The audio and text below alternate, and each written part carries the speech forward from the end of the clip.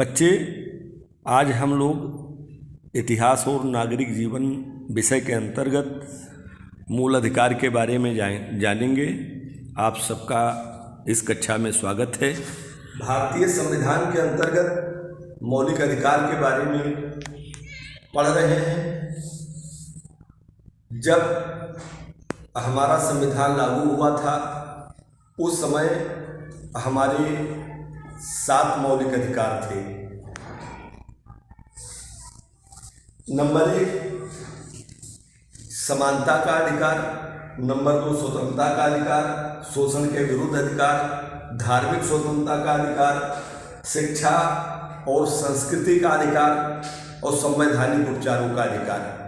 7वां था संपत्ति का अधिकार। संपत्ति का अधिकार उस समय हमारे संविधान निर्माताओं ने लागू तो करा, लेकिन जब देश आज़ाद हुआ, देश की अर्थव्यवस्था या इंफ्रास्ट्रक्चर के विकास के लिए सड़कों की ज़रूरत थी, नहरें निकाली जानी थी, रेलवे लाइन बिछाई जानी थी, हवाई जहाज के लिए एयरपोर्ट बनाए जाने थे, ज़मीन की ज़रूरत पड़ती थी, पैसे की ज़रूरत पड़ती थी। लेकिन बड़े बड़े सेठ साहूकार, राजे रजवाड़े वो अपने राज्यकाज को संपत्ति के अधिकार के रूप में क्लेम करते थे और सार्वजनिक कामों के लिए जमीन की जरूरत पड़ती थी, जो संवैधानिक अधिकारों के नाते तमाम बाधाएं आती थी। इस नाते संपत्ति के अधिकार को समाप्त कर दिया गया और उसको कानूनी अधिकार के रूप में मान्यता दी गई कि नियम कानून के तहत ही उनकी संपत्ति मुआवजा दे करके उनसे छीनी जा सकती है, सरकारी काम के लिए अधिग्रहित की जा सकती है, जिससे सबका विकास हो सके। बच्चे, भारत एक स्वतंत्र गणराज्य के रूप में उद्भव हुआ, जो हमारे राष्ट्र का अध्यक्ष है, राष्ट्रपति वंशानुगत न होकर के, नामित न होकर के, वो एक इलेक्शन प्रोसेस के तहत, उसमें इलेक्शन प्रोसेस में अप्रत्यक्ष रूप से जो हमारे द्वारा, हमारी जनता के द्वारा चुने हुए नुमाइंदों के द्वारा चयनित होकर के, इलेक्टेड होकर के राष्ट्रपति का पद धारण करता है। आगे देखते हैं, समानता के अधिकार के अंतर्गत हर व्यक्ति को जाति के आधार पर, धर्म के आधार पर, लिंग के आधार पर, यानी स्त्री पुरुष के आधार पर, उद्भव के आधार पर, निवास स्थान के आधार पर,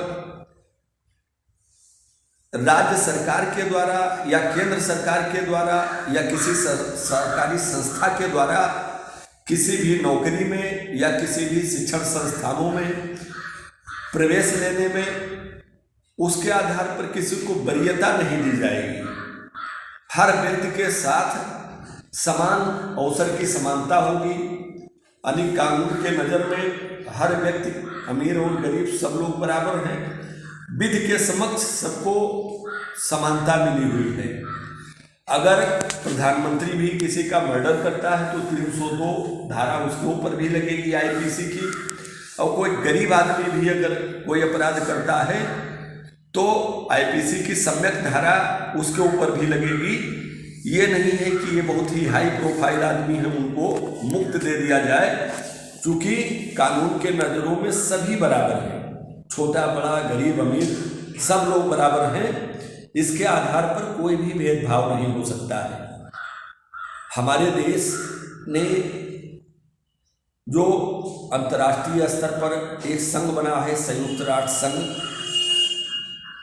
संयुक्त राष्ट्र संघ के द्वारा 10 दिसंबर 1948 को मानव अधिकार के रूप में मानवाधिकार अंतर्राष्ट्रीय मानव इंसानों के लिए मान्यता दी गई है, जिसको हमारे भारत ने भी स्वीकार किया है और 10 दिसंबर को मानवाधिकार के रूप में मनाया भी जाता है। हमारे देश में मानवाधिकार आयोग भी 1993 में उसी के अनुपालन में गठित हुआ है। और आगे देखते हैं स्वतंत्रता का अधिकार। हर नागरिक को स्वतंत्रता मिली है। स्वतंत्रता में वाक और अभिव्यक्ति की स्वतंत्रता, हर व्यक्ति को भाषण देने की स्वतंत्रता है, अपने विचार को, जो भी उसके विचार हैं उसको प्रकट करने की स्वतंत्रता है, संघ संगठन बनाने की स्वतंत्रता है। वो कोई भी विद्यमान संगठन बना सकता है, वो कोई अपराधियों का गिरोह नहीं बना सकता है, वो कोई भी उचित काम करने के लिए कोई भी संगठन बना सकता है। अपनी कोई भी मांग, जायज मांग मनवाने के लिए जो कानून के द्वारा वो मांग जायज है उसको मनवाने के लिए संगठन बना सकता है। तो हर आदमी को संघ संगठन बनाने की स्वतंत्रता है। आजीविका कमाने की स्वतंत्रता है, तो आजीविका कमाने की स्वतंत्रता है। कहीं भी बस जाने की स्वतंत्रता है, निवास का अधिकार है, उसको मौलिक अधिकार मिला हुआ है। वो अगर चाहता है तो अपने गांव में रहे, उसकी इच्छा है तो वो शहर में चला जाए, उसकी इच्छा है तो अपना जमीन जायदाद बेच करके दूसरे प्रदेश में भी बस सकता है। अभी तो सरकार ने जम्मू कश्मीर में भी जमीन खरीदने और बसने का अधिकार हर नागरिकों को प्रदान कर दिया है। कहीं भी अगर वो जाना चाहे तो वहाँ जा सकता है। कोई भी ये नहीं बाध्य कर सकता है कि आप हमारे यहाँ क्यों आकर के बस गए, आपका जन्म तो उत्तर प्रदेश में हुआ था, आप बम्बई में आकर के कैसे बस गए, या कश्मीर में आकर के कैसे बस गए। हर आदमी को बसने का, निवास करने का अधिकार है। अबाध संचरण का अधिकार है। अबाध संचरण का मतलब कहीं भी कोई भी दर्शनीय स्थल है, कोई भी पार्क है, कोई भी सिनेमा घर है, तो जायज टिकट लेकर के वहाँ जा कर के वो देख सकता है। लेकिन कुछ उसकी सीमाएं हैं। अगर मान लीजिए कोई रक्षा प्रतिष्ठान है या कोई इस तरीके से गोपनीय राष्ट्रीय स्मारक है या कोई ऐसे संस्थान है, वहाँ नहीं जा सकता है। यहाँ प्रवेश निषिद्ध कर दिया गया है आम नागरिकों के लिए, या किसी भी कारणवश महामारी बीमारी के नाते उस क्षेत्र को प्रतिबंधित कर दिया गया है डीएम के आदेश के द्वारा, या किसी अथॉरिटी के द्वारा कोई महामारी हो गई या उसके जाने से कोई दंगा फसाद फैल सकता है, तो उसके ऊपर सीमाएं हैं कि वहां जाकर के वो नहीं जा सकता है। अगला है शोषण के विरुद्ध अधिकार। मूल अधिकार के तहत अब बेगार, पहले गांव में बेगार चला करता था, कोई भी बड़ा आदमी जिम्मेदार हुआ करता था, वो गरीब आदमी से कह देता था कि आपको बिना पैसे के हमारे यहाँ काम करना है। बेगार वो कानून के तहत पूर्ण रूप से प्रतिबंधित कर दिया गया है और बेगार कराना दंडनीय अपराध घोषित कर दिया गया है। बाल श्रम पर रोक लगा दिया गया है। जो 14 वर्ष से कम आयु के बालक बालिकाएं हैं, किसी भी मजदूरी में, किसी प्रकार के उद्योग धंधों में उनकी सेवाएं नहीं ली जा सकती हैं। बाल श्रम ईंट उद्योगों में, कांच के उद्योगों में, आयरन लोहा के क्षेत्र में, या कालीन के उद्योगों में, या कपड़ा उद्योगों में, होटल में, हर जगह तमाम लगे रहते हैं। लेकिन इस सब पर रोक लगा दिया गया है। हमारे लेबर इंस्पेक्टर बीच बीच में जांच भी किया करते हैं और वो बच्चे वहाँ से मुक्त कराए जाते हैं। बाल श्रम पर काम करने के लिए बचपन बचाओ आंदोलन के लिए कैलाश सत्यार्थी जी को 2014 का नोबेल पुरस्कार भी दिया गया है।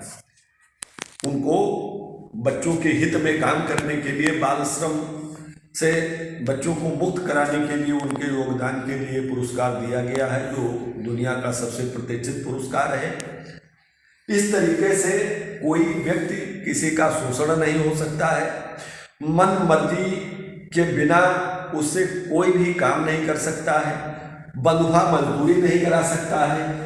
इसके अंतर्गत तमाम विशेष कानून, श्रम से संबंधित तमाम विशेष कानून बनाए गए हैं, जिसके तहत वो जा करके उससे जबरदस्ती काम कराने वालों से, बेगार कराने वालों को वो दंडित करवा सकता है। धर्म की स्वतंत्रता का अधिकार हर नागरिक को, हमारे देश के हर व्यक्ति को अपने अंतःकरण के आधार पर कोई भी धर्म चुनने का, मानने का, न मानने का पूरा अधिकार दिया गया है। कोई भी व्यक्ति उसको बाध्य नहीं कर सकता है कि आप हिंदू धर्म में पैदा हुए हो, आप धर्म परिवर्तन करके मुस्लिम नहीं बन सकते, कि आप मुस्लिम में आप पैदा हुए थे, आप धर्म परिवर्तन करके हिंदू नहीं बन सकते हो, क्रिश्चियन नहीं बन सकते हो। ये सब रोक लगा दिया गया है। कोई भी व्यक्ति अपने धर्म की आज़ादी के तहत अपने अंतःकरण, जो उसकी अंतरात्मा अगर कबूल करती है कि कोई भी धर्म माने या धर्म से जुड़े जो भी क्रियाकलाप हैं उसका अक्षरशः पालन करें, इसके लिए किसी को बाध्य नहीं किया जा सकता है। अगर मान लीजिए कोई व्यक्ति चाहता है, होली में रंग खेलना चाहता है, तो इच्छा है तो खेल सकता है, और अगर उसकी इच्छा है तो नहीं खेल सकता है। कोई व्यक्ति दीपावली में पटाखे छोड़ना चाहता है, गोला तमाशा डालना चाहता है, प्रकाश पैदा करना चाहता है, तो अगर उसकी इच्छा नहीं है तो वो नहीं कर सकता है। ये सब धार्मिक आज़ादी के तहत है। वो ये भी कर सकता है कि अगर मान लो उसकी किसी धर्म में आस्था नहीं है, जिसमें पैदा हुआ था वो धर्म भी नहीं मानता है और दुनिया का कोई धर्म नहीं मानता है, वो नास्तिक हो गया है, किसी धर्म में अगर उसकी आस्था नहीं है, तो उस तरीके से भी वो रह सकता है। ये उसका मूल अधिकार है। कोई बाध्य नहीं कर सकता है कि नहीं आप मुस्लिम धर्म में पैदा हुए थे तो 5 टाइम नमाज ही पढ़ना है, या रमजान के दिन में आपको रोजा ही रहना है। ये सब सबसे मुक्ति उसको मिली है। बच्चे, शिक्षा और संस्कृति का अधिकार, हर व्यक्ति को अपने मनपसंद शिक्षा ग्रहण करने का अधिकार है। अगर उसकी इच्छा है तो हिंदी मीडियम से पढ़े, इच्छा हो तो इंग्लिश मीडियम से पढ़े, इच्छा हो तो खास तौर से इसमें अधिकार दिया गया है जो भी अल्पसंख्यक शिक्षण संस्थाएं हैं, वो अल्पसंख्यक शिक्षण संस्थाओं को खोल सकता है। भाषा के आधार पर, संस्कृति के आधार पर जो अल्पसंख्यक समुदाय हैं वो अपने विद्यालय खोल सकते हैं, अपने धार्मिक संस्कृति को बढ़ावा दे सकते हैं जो अल्पसंख्यक है। लेकिन ऐसा कृत्य राज्य के द्वारा नहीं किया जाएगा, या किसी धर्म की अवमानना नहीं की जाएगी कि धर्म के निंदा के लिए केंद्र खोल दे शिक्षा के अधिकार के नाम पर। संवैधानिक उपचारों का अधिकार, जो जितने भी अधिकार दिए गए हैं, इन अधिकारों में अगर किसी भी अधिकार का हनन होता है, किसी नागरिक के द्वारा, किसी अथॉरिटी के द्वारा, किसी सरकार के द्वारा, चाहे राज्य सरकार हो, चाहे केंद्र सरकार हो, चाहे संसद हो, कोई भी अगर उनके मौलिक अधिकारों का हनन करता है तो संविधान के अंतर्गत अनुच्छेद 226 के तहत सीधे हाईकोर्ट में वो व्यक्ति जा सकता है जिसके अधिकारों का हनन हो रहा है, या सीधे अगर वो चाहता है तो अनुच्छेद 32 के तहत सीधे वो सर्वोच्च न्यायालय, सुप्रीम कोर्ट, वहाँ भी जा करके अपने अधिकारों में जो भी बाधाएं आ रही हैं उसको दूर करवा सकता है। बच्चों, आपने मूल अधिकार पढ़ा, लेकिन आदमी की स्वतंत्रता कब सुनिश्चित हो सकती है? जब उसका सर्वांगीण विकास हो, उसका बौद्धिक विकास हो। तो आज देखते हैं शिक्षा महंगी है, बच्चों की पढ़ाई बचपन में ही दोहरी शिक्षा व्यवस्था के नाते बढ़िया नहीं हो पाती है। इसलिए और सरकारी विद्यालयों में उस समय जब ये कानून लाया गया था, उस समय इतनी व्यवस्था नहीं थी जैसे आज हो गई है। तब तमाम केस सुप्रीम कोर्ट में आए। 1993 से लेकर के 96 के बीच में 2 केस महत्वपूर्ण रहे।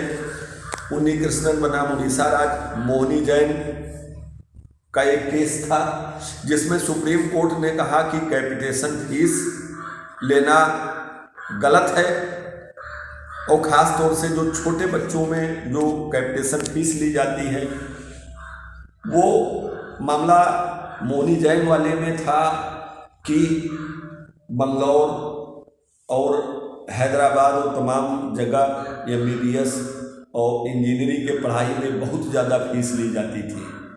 याचिका किया गया था कि शिक्षा के अधिकार के तहत इसको निःशुल्क कर दिया जाए, लेकिन कोर्ट ने नहीं माना। लेकिन 14 साल तक के बच्चों के लिए कोर्ट ने डायरेक्शन दिया पार्लियामेंट को कि 14 साल से कम आयु के जो बच्चे हैं उसको कम से कम शिक्षित करने का राज्य प्रयास करे, उसके लिए कानून बनावे। उसी दिशा में भारतीय संसद ने सन 2002 में 86वां संविधान संशोधन पारित हुआ, जिसके तहत शिक्षा को अधिकार प्राण और दैहिक स्वतंत्रता जो अनुच्छेद 19 के अंतर्गत है, उसी में अनुच्छेद 21 ये जोड़ा गया। वहाँ शिक्षा का अधिकार मौलिक अधिकार कर दिया गया, और उसके अंतर्गत 6 से लेकर के 14 वर्ष के बीच के बच्चों को निःशुल्क और अनिवार्य शिक्षा प्रदान करने के लिए व्यवस्था कर दिया गया कि सरकारें इनकी दिशा में अपना अधिनियम बनावें, और उसी के अंतर्गत IT बना। 2009 में भारतीय संसद ने फिर 86वें संविधान संशोधन के अनुपालन में एक विस्तृत अधिनियम बनाया, वो आज IT कहलाता है। IT के तहत हर व्यक्ति को ये अधिकार है कि अपने निकटतम विद्यालय में कोई भी बच्चा जो 6 से 14 साल के उम्र के बीच में है, अपने निकटतम स्कूल में जहाँ अच्छी पढ़ाई होती हो वहाँ वो प्रवेश ले सकता है।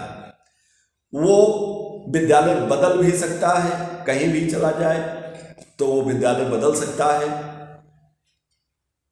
3 किलोमीटर के दायरे के अंतर्गत जूनियर विद्यालय खोलना, 1 किलोमीटर के दायरे के अंतर्गत प्राइमरी विद्यालय खोलना सरकारों के लिए बाध्यकारी कर दिया गया।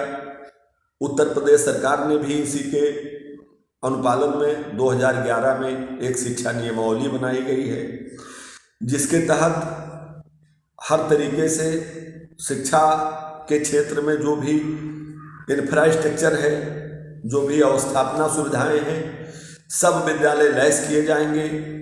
छात्र और अध्यापकों का जो मानक है, उस मानक के अनुरूप शिक्षकों की भर्ती की जाएगी। जो भी टीचर रखे जाएंगे वो वेल ट्रेंड होंगे, ट्रेंड होंगे, जो बच्चों को पढ़ाने के लिए विशेष स्किल रखेंगे, विशेष प्रशिक्षण प्राप्त करके आएंगे बच्चों को पढ़ाने के लिए। ऐसे टीचरों की भर्ती की जाएगी। उसी के तहत देखिए बच्चे टीचरों की भर्ती भी की जा रही है, तमाम टीचर आ भी रहे हैं। और 3 किलोमीटर के अंदर जूनियर रखे जाएंगे, वहाँ भी सब्जेक्ट के टीचर भी रखे जाएंगे। जो कठिन विषय है विज्ञान और गणित, अंग्रेजी, इन सब के लिए विशेष व्यवस्था करेगी। बच्चों का सर्वांगीण विकास हो, इसके लिए अनुदेशक भी रखे गए हैं।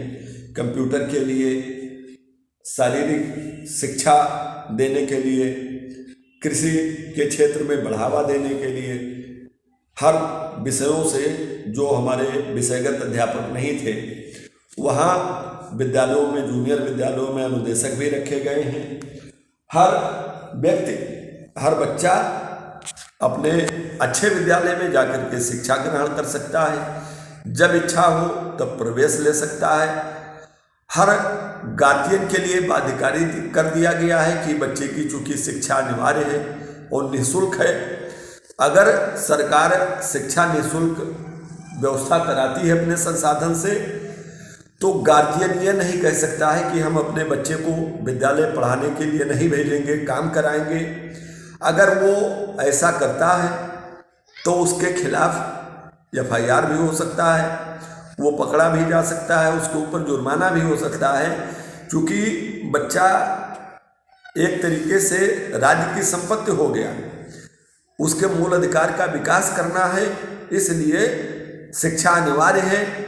जिसको वो निवारित नहीं कर सकता है अपने काम का बहाना बना करके कि उसकी शिक्षा बाधित कर दे, उसको किसी काम में ले जा करके होटल पर लगा आवे, ये सब RTE के तहत प्रतिबंधित है।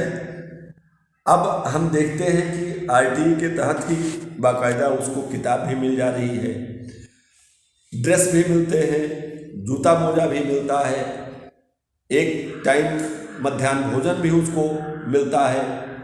हर चीज़ की व्यवस्था सरकार करती है। बच्चे डेली विद्यालय आवें, इसके लिए बाकायदा बेहतर माहौल तैयार किया जा रहा है। विद्यालयों में सब अवस्थापना सुविधाएं हो गई है, सब कायाकल्प हो गया है, सब बाकायदा जो भी क्लासरूम बने हैं सब प्रिंट रिच मटेरियल से लैस हैं। इस तरीके से मूल अधिकारों की रक्षा तभी हो सकती है जब बच्चे ज़्यादा से ज़्यादा विद्यालयों में आवें, इन अधिकारों के बारे में जानें। जब जानेंगे तभी उस अधिकार को कोर्ट के माध्यम से इम्प्लीमेंट कर पाएंगे। इसलिए बच्चे, आप लोग जो भी आज पढ़ाया गया है, आपने देखा किताब में पृष्ठ संख्या 104 105 पर ये पाठ अंकित है, उसको विस्तृत पढ़ करके आइए। जो भी समस्या हो वो आप नेक्स्ट डे पूछ सकते हैं। बच्चे नियमित स्कूल आइए। धन्यवाद।